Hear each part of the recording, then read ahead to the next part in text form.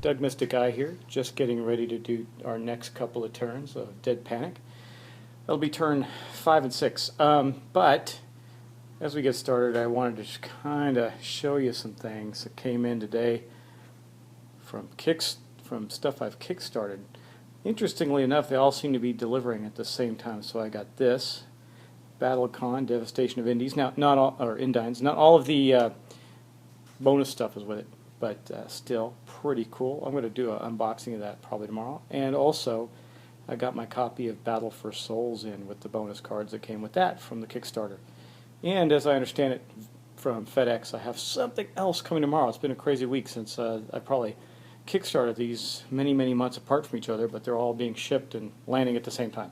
But back to what we're here to do. We are here to start turns 5 and 6 of Dead Panic. So let's get on to that now.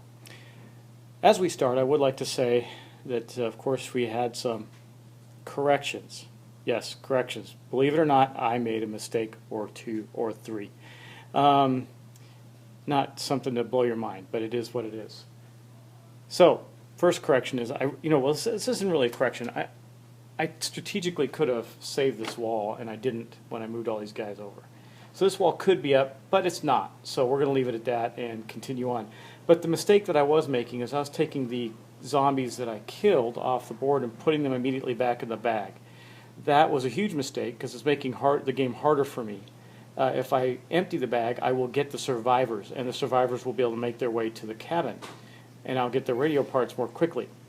So I did correct that. I went back and watched the video and took some of the at least some of the zombies I caught out of the bag to make it a little better for ourselves. And we're going to continue on with turn 5. And in turn 5 starts with Barbara. She's got the bait card over there. So we're going to get to that right now. Guys, Barbara's got the bait token there. And it is her turn. She does have one injury. She has a crowbar. The elephant gun actually is flipped over. It's a club.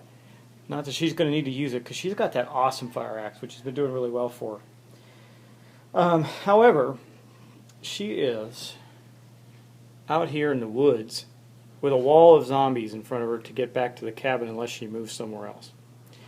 I don't know how useful it is to be wasteful with our turns, but she does have a wound. She can only take a couple more. So I don't want her to get damaged too much. And I think for her 2 actions, her first action is going to be to move away. The sprinters might be able to catch her if she only moves 1, but at least the others won't. So I think what we're going to do with her is we're going to move her here, right there. Now that's going to make it 2 away for the zombies to get to her. And then I think I can't move over there because there's a brute in her path, but it will come to her on the zombie's turn. Unless I take her other action to move her here. So what she's basically doing is, not intentionally, but she's being bait. Because these guys all have line of sight on her. They don't, see these ones in here do not have line of sight on Ray, nor do they have line of sight on Al, who's on this wall, and in turn they don't have, because she's on the other side of the board, don't have line of sight on Sandra, the police officer. So that is going to be her turn. Next up we have Sandra. So we're going to do her turn next. Sandra, she's the police officer. She's got a wound on her as well, so she's a little hurt, but she does still have her chainsaw. And I think it's in her interest to continue to search. Yeah, these guys over here, these zombies over here are only going to move in 1. So, except for the sprinter, he'll move 2. So he'll get to one of these guys, maybe Al or her, I'm not sure which. But I think for her first action, she's going to draw a card, a cabin card, so that we can, that's interesting. Apparently we've got to do some repairs. We've got hammer and nails. So she's got hammer and nails. She's got this interesting rope that will allow, will move another survivor, a character or survivor, up to 2 spaces at no action cost. No, that's not going to work. But we'll save that for another time. Anyway, she's got these great items. That was her first action. Still, she has no firearm. This is getting kind of out of hand, but she does have a chainsaw, so she will be able to kill the zombies that come into the space. Maybe she doesn't want to put Al at any risk, because he's going to have to do some wall repairs. He does not have a gun anymore either, but he does have zombie muck. He can get away. He can get away. I'm not too worried about him. So I guess what we'll do. Is it a free action? We will the hammer.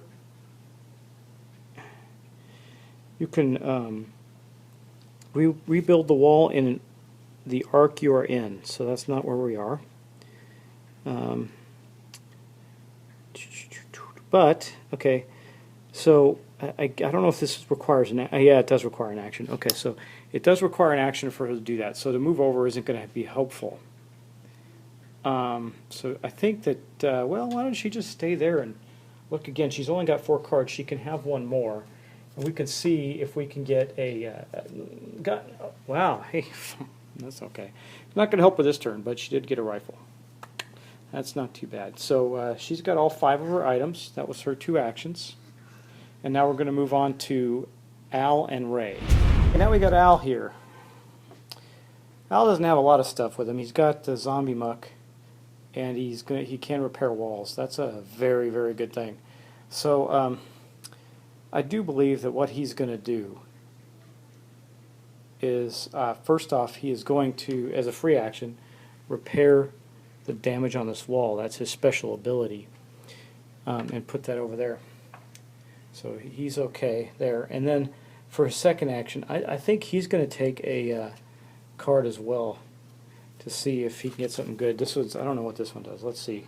Grip tape. For 1 action, place on one of your melee weapons. +1 to melee rolls. Discard this card if lost. Well, he doesn't have a melee weapon at the moment, but he will soon. So those were his 2. That's his first action, actually. Oh man, you know, it's really nice to have firearms in this game. Unfortunately, they don't. I guess for his second action,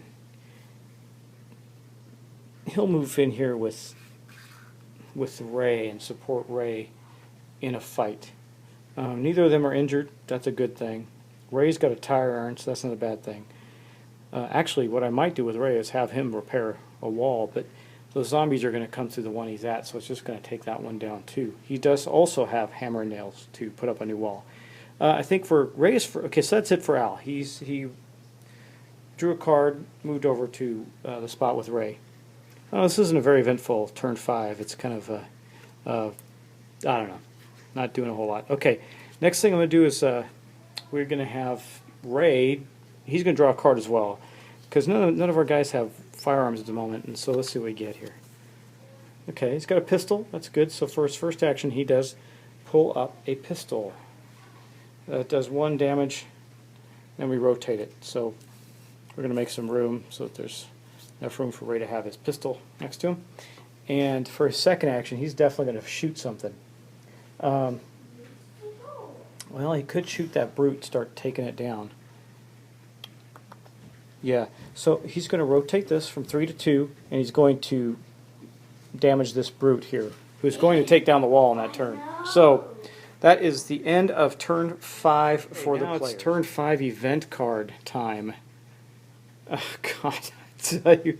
Okay, all zombies move 1 additional space during the movement zombie phase. That may have just ended the game for us right there. I don't know. This game is definitely a lot harder than Castle Panic. Anyway, I also have 4 zombies to put out, so I'm going to get them out of the bag and do that, and I'll be right back. We did manage to pull 2 survivors. There's one there with a Shambler, that when I placed him. We pulled a brute over here, and we pulled another survivor over here. Unfortunately, we still have to deal with the other part of this charge card, which is about to take effect, where all zombies move 1 additional space during the move zombie phase, which is, well, right now. Okay, let's just, I guess, work our way in here. We've got to move these zombies here. I've already done all the other zombie movement. I'm going to splice this in and correct something that I did. We'll see how this works out. This may be hard for me to do, But we'll see. I am going to. They should have. I had them breaking down this wall and going in there, but they weren't going to do that. Actually, they would have gone after her. They have line of sight on her, and on this survivor. So what would have happened is all of these guys would have shifted here, and then the sprinters would have continued here, and then when we had the fight, we would have had one zombie like that. Okay, and then one more. That one's gone. I moved a shambler up there thinking it was a sprinter, and I pushed him back. So this is how it ends up. We got this one survivor there. He's got 1 point left. We have these 4 zombies here brewed up there. It did, in fact, do damage to Barbara. We'll take a look at that at the end of the video. And then they would have killed the survivor, and this shambler would have been dead. So that is where that really would have ended up that turn. Ray would have lived. They wouldn't have had the issues that they had there. And Al would have his zombie muck back. So I'm going to try and break this in and see if I can splice it in and have it still make some sense, because there was still a lot of other action that went on the board. Well, not a whole lot. These guys just all moved. I may just cut that piece out and replace it with this all together. I don't think enough happened out here that makes a difference. That guy, they did have the survivor that was there a little earlier on when we placed them out did die. So that did happen. But everything else, I want to make sure I did it correctly with the combat. I had them breaking through that wall. They didn't do that. They went over there. So we're going to make sure that this is. I'm going to either splice this in and make sure it looks right, or put it in at the end as a correction. So we'll see. Working our way in again. This one here would have just won. He did enough damage to the wall to bring this wall down as well, and because the extra moves in. No attack from anybody there. This guy here in zone 3 is going to move up 2 to the wall. Means that wall is about to go. These 2 guys here. Well, wait a second. Take it back. Oh, this guy moves first. That's right. The survivors get to move in first. So this survivor here moved up.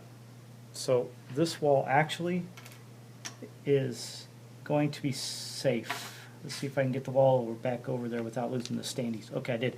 Yay! That wall's okay because these ones are actually going to go here, and this one's going to go here. So we're going to stack them up as well. They're going to kill the survivor, I'm sure. Then the brute, he technically is going to move this way across toward the survivor. Okay. Actually, same with this one here. This one actually was right here. He's going to move here, and he gets an extra move, so he gets to move up with her, and she's going to have to fight that thing. Isn't that just peachy? So we got a heck of a lot of zombie fights to do for turn 5, and I'm going to get to that right now. Going on first one. Let's do this survivor here. He's got 3 hit points.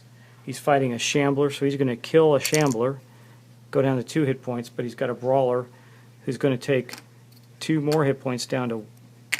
Oh, he only takes 2, so the brawler's going to get killed, but so is the survivor. So that leaves us with 1 sprint. So, sorry guys, I had to do some editing. I was heavily distracted by a storm we had, and it was interrupting my play. So I went back and replayed some things, made sure I had spliced in the right parts of video. So I hope it doesn't seem a little too discombobulated, but I think I got it right for us. And this is where we stand. So we got a sprinter here. That brute had come over to this zone here. Yeah, he was right there, so he'd actually be in this space as well. And then we have Sandra still up with her gun. She's got a shambler to face. These 2 gentlemen are still here. Those guys are still there with no wall. Basically, it's all open. Got a poor poor survivor trying to get in there, and then we got Barbara holding up the rear there, fighting this brute. She's taken additional point of damage, as you can see, and may die next turn. Anyway, this is where we're going to leave it tonight. I'm going to end this early because I got a bunch of things going on that I want to make sure we get posted and up. Added another episode of our Jedi Knight playthrough in Star Wars: The Old Republic. I finished the first bit of DLC for BioShock Infinite called Burial at Sea. Those are both PC games, by the way. I also do walkthroughs and playthroughs for video games if you didn't take a look at the rest of my channel. And then I have a playthrough surprise that's coming up after this. Not that I want to rush this. I want to see this through to the end and see how it plays out. It is a good game. It's a lot of fun. It's harder than Castle Panic. There's no question. Of course, I did make it a little bit harder on myself with the way I was handling the zombies, but then, the survivors that came out didn't make it anyway. Maybe I'll be able to save this one. It's hard to say. Maybe Barbara can come up and take the radio part from him, which will give us 2 of the 3 radio parts. Maybe. We'll see. Oh, that just reminded me. As I wrap this up, let me find where are the rest of the radio parts? I don't know where they're at. Oh, there they are. Okay. I'm going to put a radio part in this space. The survivor that died there dropped one. So maybe I can get somebody to run out and get that. Anyway, the rules are pretty simple in this game. They're pretty straightforward. It's obviously meant to have one person playing one character. There's a lot to keep track of and take care of, especially on the zombie turn. I can see how it would be so much better to have 4 and 5 people gathered around the table talking about where the zombies are supposed to move and what's supposed to happen. That's how you make it right when you're playing the game and make sure that the AI of the zombies is working effectively. But I'm trying, and it's been fun. It's just challenging, and I hope to get better at these as I go. Well, like I said, I got a surprise playthrough coming fairly soon. I'm going to post a teaser video up of that probably tonight. And there's a question that goes into that teaser video, so I hope you pay attention and watch it. And then also, over here, I showed you earlier that I got Battle for Souls and BattleCon that I got in Kickstarter. And I got a really special surprise for Kickstarter that should be coming tomorrow. So that'll be exciting as well. Anyway, that ends turn 5. We're just going to do turn 5 tonight. I'm going to pick up turn 6 at another time after the storm passes. And yeah, maybe you can probably start hearing it now. It's getting louder and rougher.